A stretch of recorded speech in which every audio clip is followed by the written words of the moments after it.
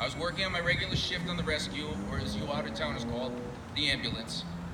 My partner John and I had just dropped a patient off at the ER at Our Lady of Fatima Hospital, and the TV was on in the hallway. The aftermath of the first plane strike was unfolding before our eyes. Not knowing at the time that a terrorist plot was playing out on live television, we watched in horror as the North Tower burned. And then, before we could wrap our heads around the tragedy, a second plane crashed into the South Tower of the World Trade Center. Early that evening, I got the notification that we were being mobilized. I went home, packed my duffel. I explained to my then girlfriend, now wife, that I was going to be gone for 2 weeks. See you when I get home. Neither of us really knew what to expect. This was a first for us both. Later that evening, the team assembled at our supply cache, located on the Rhode Island Hospital campus, packed up and drove to New York. We were told our mission was to establish and operate field hospitals and aid stations at strategic locations around Ground Zero. We would be treating the multitude of victims rescued by FDNY and the urban search and rescue teams. But it didn't take long to realize that this would not be the case.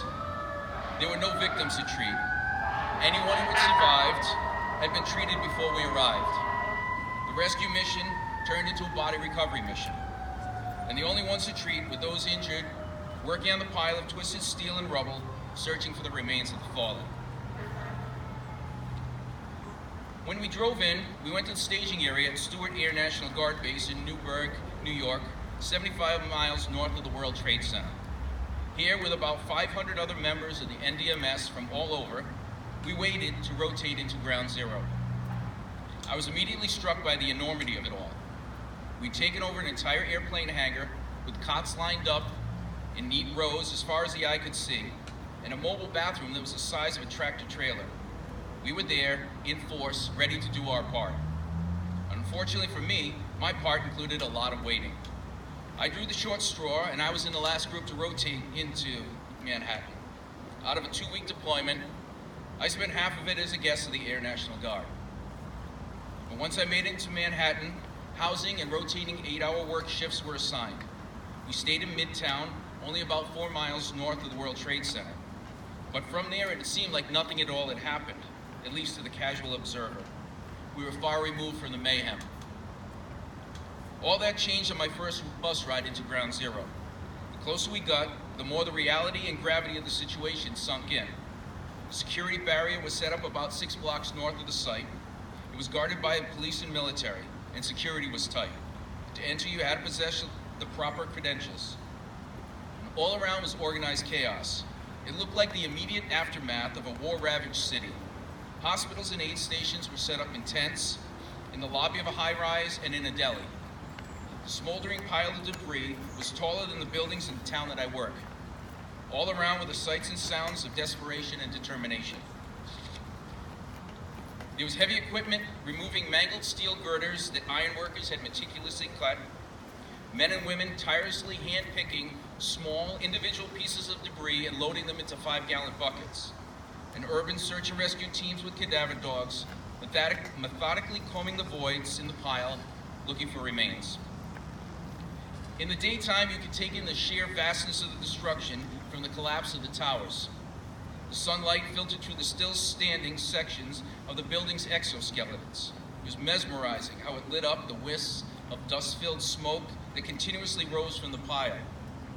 The streets were littered with shattered glass from surrounding buildings, and thick, powdery debris coated the streets and abandoned vehicles.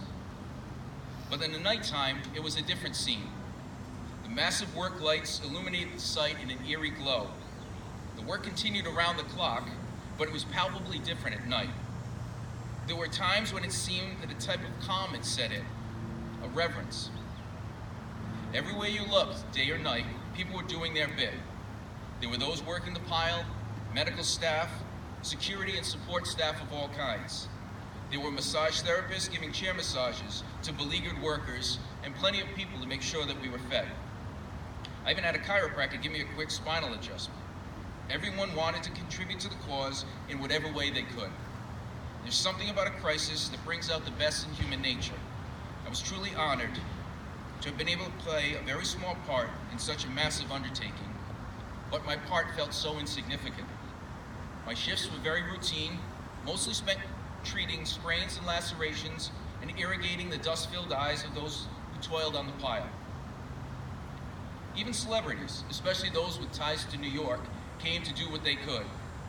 The moral support that they provided helped to lift the spirits of everyone there. Some members of the cast of Sopranos made an appearance. Christy Brinkley worked on a boat anchored off Battery Park that provided a warm meal, entertainment, and some relaxation for the throngs of workers.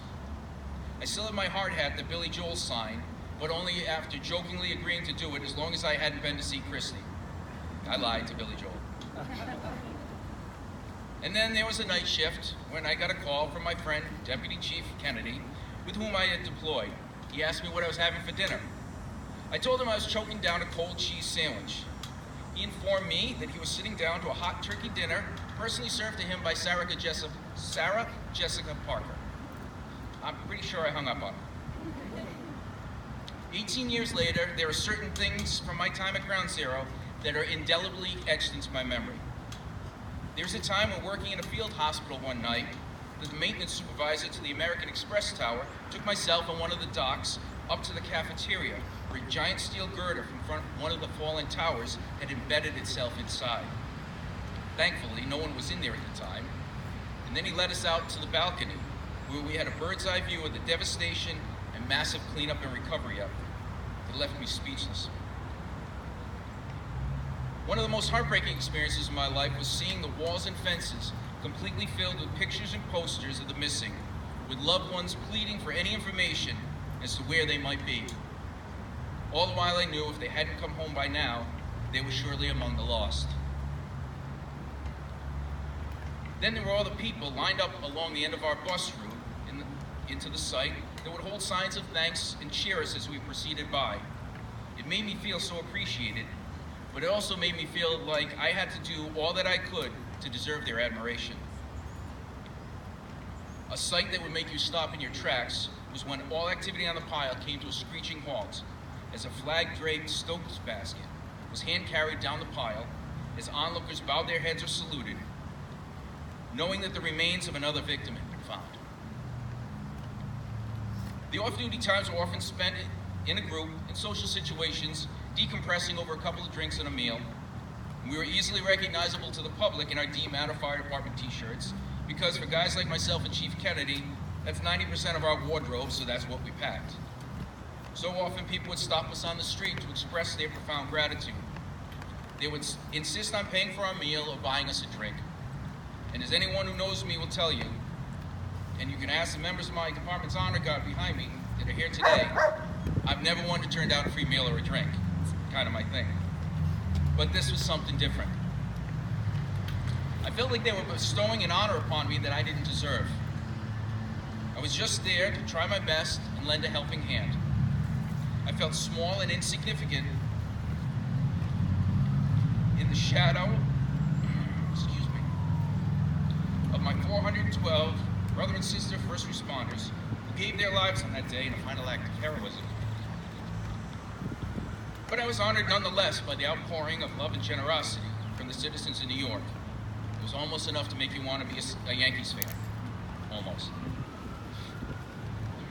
One of the things that sticks out for me is how I seemed to operate on autopilot when I was there. I had a job to do and I did it. And yes, this was different because I was living it 24 hours a day, immersed in a strange environment. But I never really processed it at the time. I took it all in, but my emotions never got the best of me.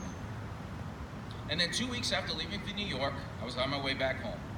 I felt privileged to have been there, and I knew if I wasn't able to do my part, that I would have regretted it.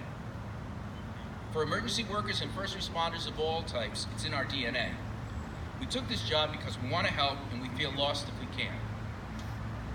I think we're a different breed. Some may say a little crazy. But that's a good thing, because when we're doing our job, we're laser focused on the task at hand. It's only once we've had a chance to reflect, that we start to allow emotions to creep in. Shortly after arriving home, my girlfriend took me to lunch. I remember it clear as day. We were sitting at the table when Lee Greenwood came over the speakers singing, "God Bless the USA." As my eyes welled up with tears, she could see that it took all my strength not to break down right there and then. She held my hand, stared into my eyes with a look of understanding. And that's when I knew it was going to be okay. I'm human, and I'm allowed to feel, and I'm allowed to hurt. And as long as I had a strong support system around me, I was going to be just fine. So I figured I ought to marry her just to make sure she stuck around, and so far it's worked.